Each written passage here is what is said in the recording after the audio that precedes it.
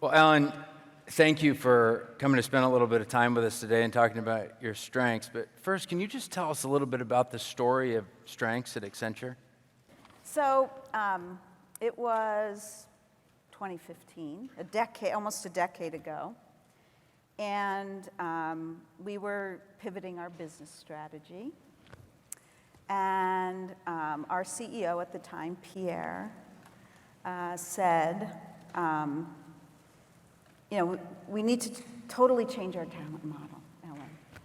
And people don't want to be measured and monitored and, managed. They want to come in every single day and feel great about what they're doing. So, you need to figure out how to change performance management at Accenture. And I said, okay. And we happened to be in Washington. And how many employees at that time? 304,000 about. Okay, so big. We were big at the time. We were in Washington at a meeting, and all this is a true story. It was my birthday, July 21st. You can know how this is seared in my memory with so much detail. All of a sudden, I get a text from Ariana. What is happening at Accenture? Why is Accenture trending above Nicki Minaj on Facebook? Okay, I'm like, what is going on? So I get on, and Pierre had just done a WashPo Live. They used to have little videos. And he announced that Accenture was getting rid of their performance management. Now, we had no plan. And you didn't know the announcement took place? I didn't. He didn't tell me he was going to say it, and I don't think he really planned to say it either. I think the reporter just asked him some question, and he knew we were thinking about it. And so actually, someone who you just saw speak, Rahul Varma, was on my team at the time. And you know how inspirational Rahul is if you saw him speak today. But we were like, we better go figure this out.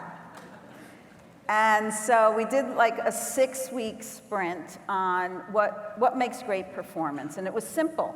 We got a simple answer. Do you know what the answer is? What makes great performance? Yeah, I should probably know that answer, but why don't you go ahead and say it? I'll tell you the answer. The answer is simple. It's when people work at the intersection of what they are great at and what they love to do. That's when the magic happens. That's what I was going to say. Okay, so we knew that. Now we knew that. Now what do? How do we get something ready? Because our fiscal year starts September 1st, and it was now August. And I happened to meet your dad. I'm gonna cry. I wish he was here, with us, but I'll try to see him in a few weeks. But he's extraordinary. If you all haven't met him, I hope one day you get to hear him speak. And he just sat down with me and talked to me about strengths and how they could be helpful to Accenture. And that was the click, because what we really wanted to shift from is this, monitoring, measuring, and managing performance to what our people wanted, which was to show up every single day and do a great job. Our Accenture people are, they're smart and they're ambitious and they want to do good work. And so what the strengths allowed us to do is really rethink how performance happens. And, the team, our collective team, really made it happen by we did a major investment in 80,000 people to teach them how to coach for performance rather than we called it feed forward, not feedback. And strengths was and still is at the heart of that. Imagine today, 740 plus thousand people know themselves in a way that they never would if we weren't a strengths company. It's amazing. It's amazing. You know, so when you get that notification from Ariana that things have changed rapidly, you sit down with Jim Clifton. The two of you both have Activator and Futuristic. Is that what made things click and how you figured out things so quickly? Yeah, I also have ideation. So I like to, I am future, I identify most with that strength, even though it's not my first strength. I identify most with futuristic. But I could see what he was talking about, yes. I could quickly, get in a room, not just with my team, but our people, and start figuring it out. And that's where my strengths end.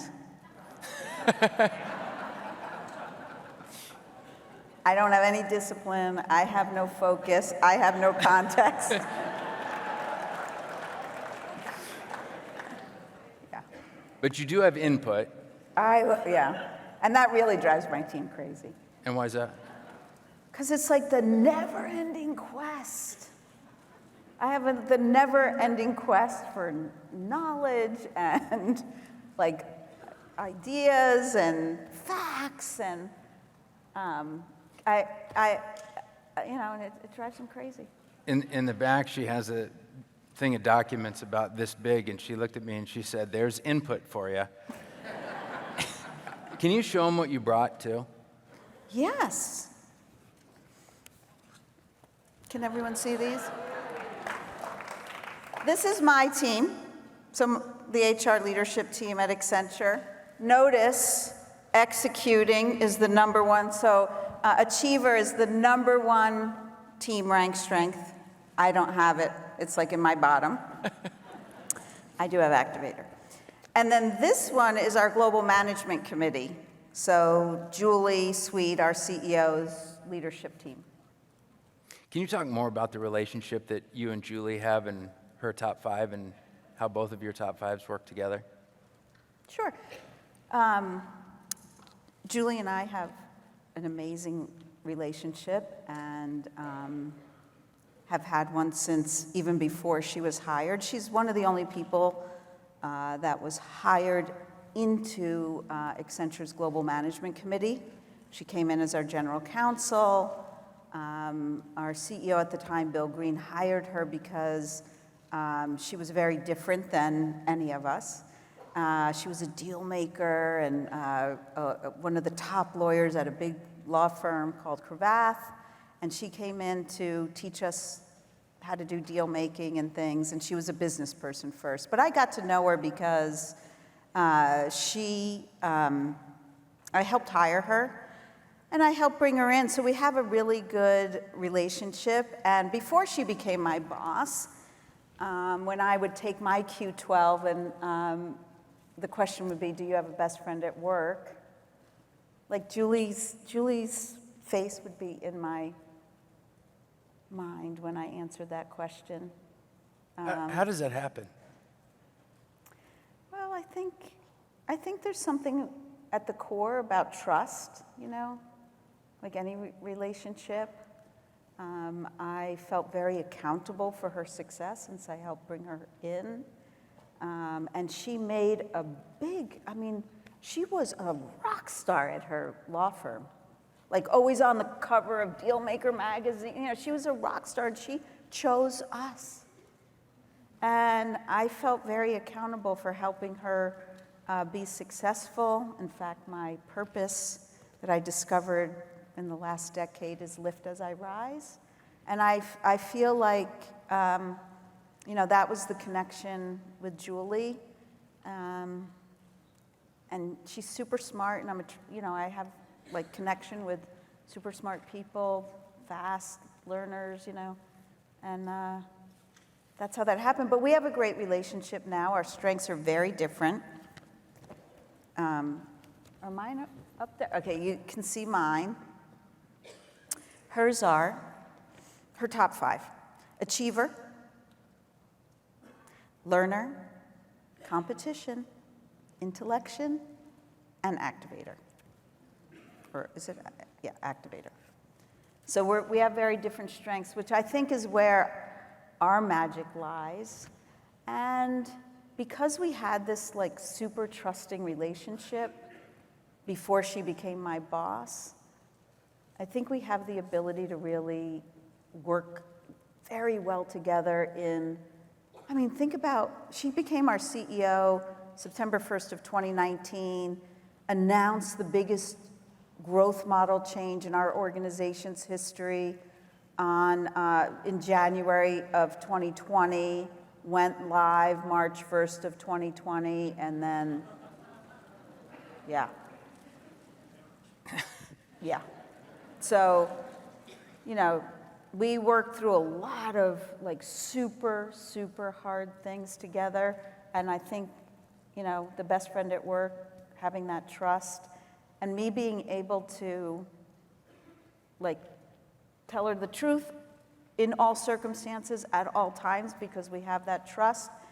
And, you know, her being able to be very transparent with me, I think is what's at the core of that. She has competition number 3. What advice would you have for people that work with a CEO that has competition in their top 5? I'm going to ask a dumb question because all of Accenture CEOs, I think, have had competition. That has got to be.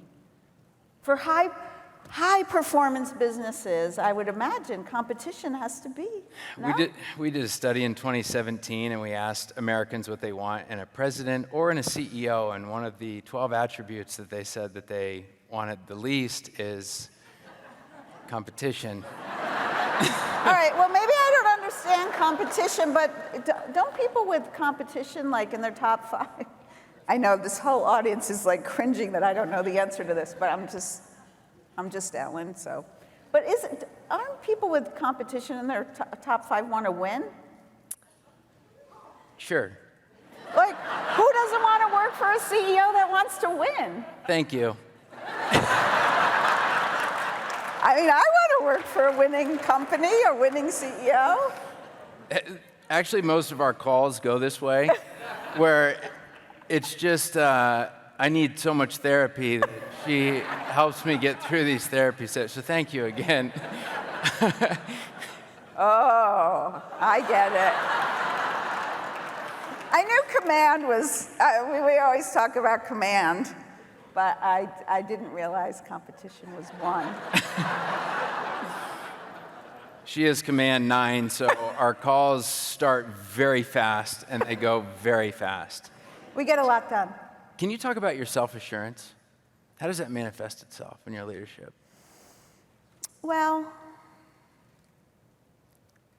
I guess like people that work for Accenture might have their own view about that, but I feel it's helped me enormously in my role because, you know, my job requires me to work in high ambiguity and lots of risk, right? Because we don't have, you know, we were talking about Stryker and their amazing products and everything today. We don't have that. We have our amazing human beings at Accenture. And so, you know, the decisions that I have to make and the direction that I have to give comes with a lot of risk. And I think my self-assurance helps me bring it to that. But you're attracted to risk. I am attracted. You can't do this. You cannot do my job if you're not attracted to risk because you have to be comfortable taking risk. What do you feel like the biggest risks are that you've taken as a leader? Oh, that's a hard question. The biggest risks I've taken. Okay. Here's another true story. I don't know if Rahul's still out here, but he'll remember this if he is, and Deb might remember this too. When we wrote our first talent strategy under Pierre, we knew that who we were under our own old strategy, which was a world-class systems integrator, our differentiation was like standardization. Our clients could experience Accenture consistently anywhere in the world. We called it standard rules, tools, and schools, and that's who we were. And then Pierre said, the competition's coming for us, we got to pivot. We are going, and we were a fast follower, that was our positioning. We're going to be the leading provider of digital-related services. And we said at that time, in 2014, that every business was going to be a digital business, and most of our clients laughed at us when we said that. Paul Doherty, he's definitely futuristic. And so we were talking about, well, how do you actually do that? And our talent ambition was to be the best place for the most highly specialized talent on the planet. And one of the ways we knew we had to change was to be more diverse. We needed more diverse skills, more diverse people. We needed to become innovative. We didn't have methodologies. You know, we had to dial up the diversity. And so we said, as part of our ambition, that we were going to be the most inclusive and diverse company on the planet. That was probably, and I remember saying to one of my team members at the time, Nate, I'm like, Nate, it was like audacious. Like, how can we say it? It's like, if we don't say it, it'll never happen. And I'm like, okay, fine, we're going to say it. And guess what? It happened. Refinitiv has said in the past 6 years on the Refinitiv Inclusion and Diversity Index, which for HR people in the room, you don't submit marketing material for that, it's quantitative, publicly available facts. We've been number 1 4 times in the last 6 years and in the top 3 in the last 6 years in the world.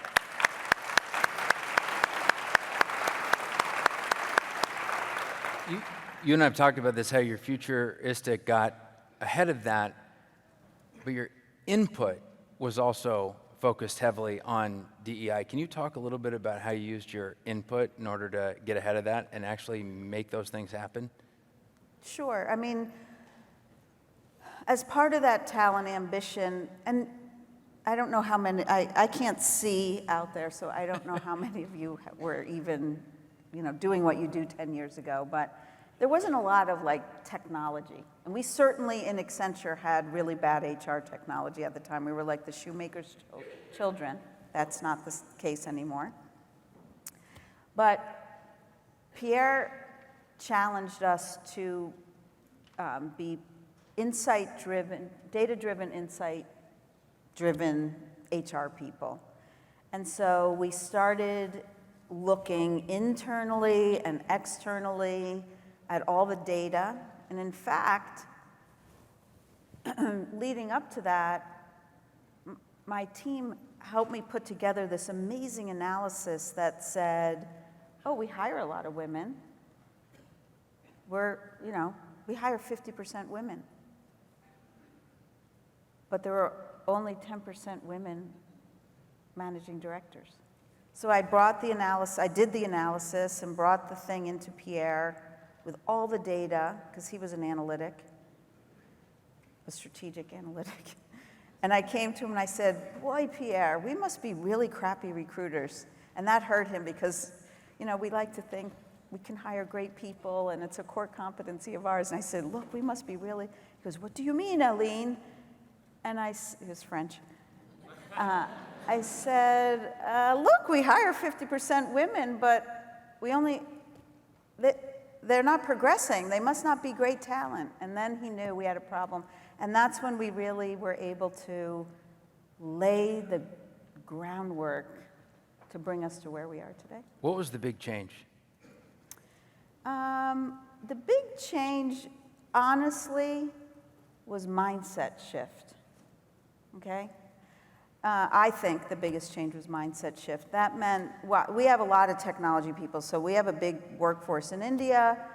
Most of our people in India are engineers. The conventional wisdom was, well, we'll never be 50-50 by 2025 in India because, well, there aren't enough women technologists. We had an amazing person leading our technology business at the time in India, who's now our Chief Strategy Officer, Bhaskar Ghosh. And he really helped people make the mindset shift that we're not going to limit ourselves. Yes, there are women engineers. We just don't go hire from those schools. And he put an amazing program in place and included all of the leaders of that business to actually, he has high belief, he actually helped people see the future, and they got very excited to actually create the future together. And I will say, we have increased our women in India by 375% in 10 years. So the workforce has grown, and it's 2024, and we're at 49% women. Takes a lot of mindset shift to take away all the limiting factors, I think. Can you also talk about the Truly Human initiative that you and the team brought into Accenture? What inspired it, and what the rest of us could learn from it? Yes. What we learned when we started becoming more diverse is that the power of individuals and the power of human connection was what really was going to help us unlock people's full potential.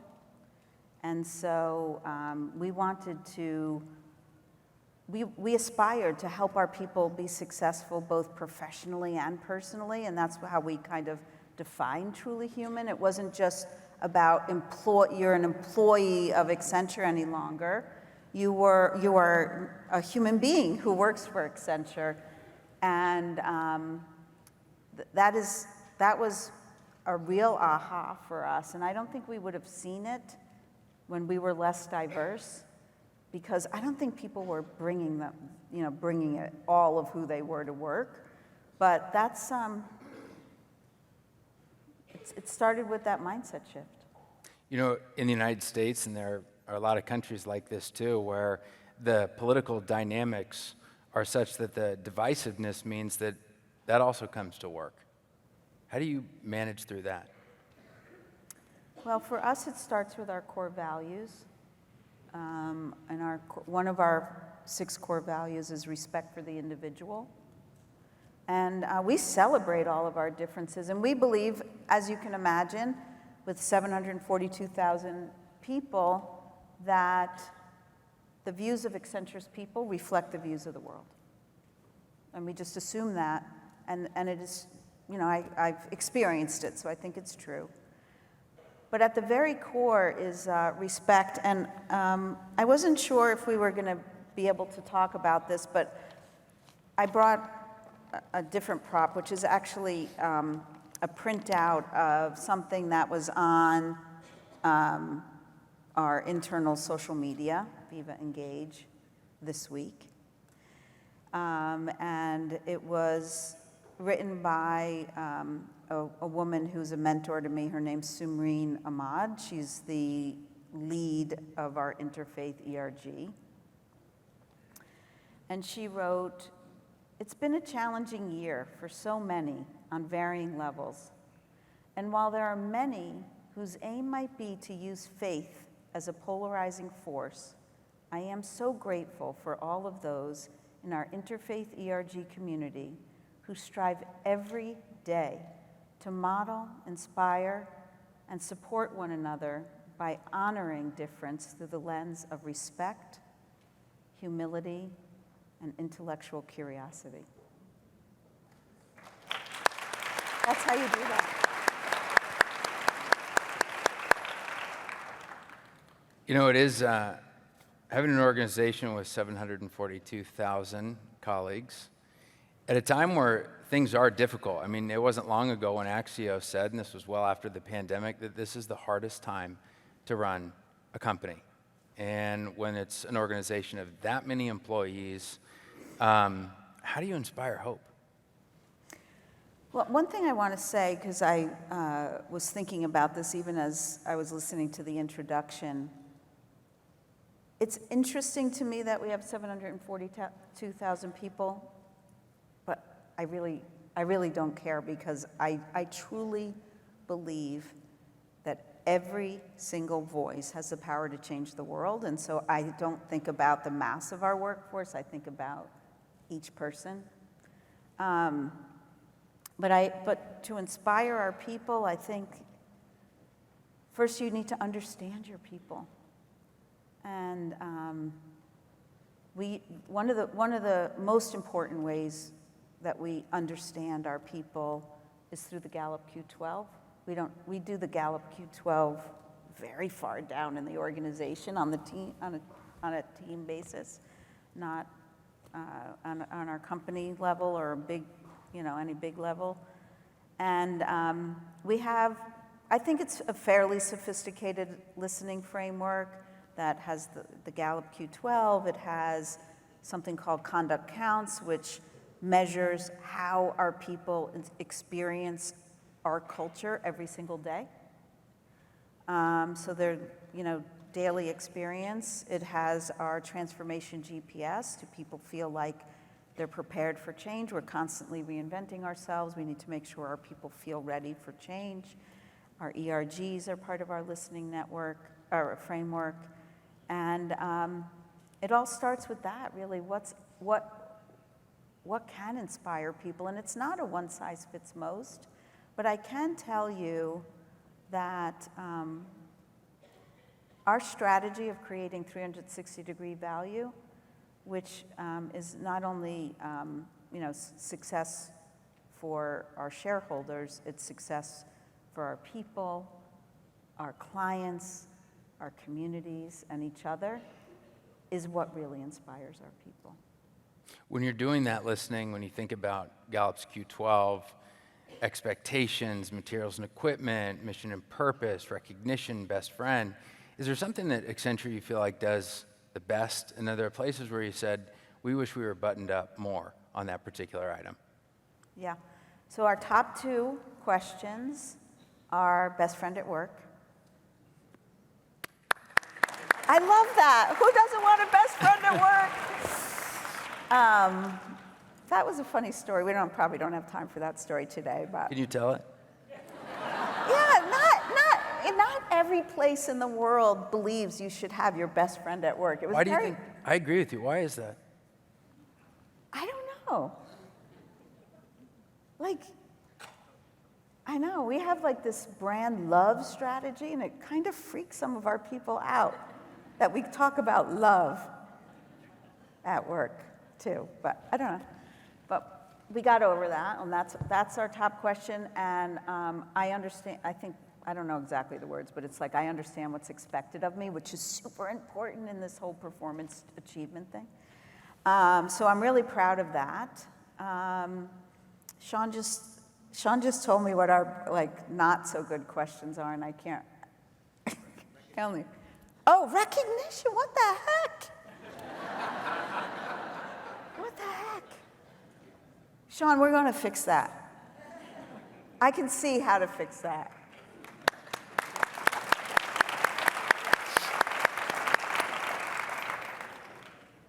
Ellyn, you're futuristic. How far do you think in the future, by the way, with your futuristic? I think it's far, and here's why. And it's almost an obsession, so maybe it's not so good, but I do live my life every single day to make this world more equitable, just, and fair for our people, for society, for my family, and I think it's a ways off in the future, but that's when I see the future, I see a beautiful future of equality, and I will not stop until we get there.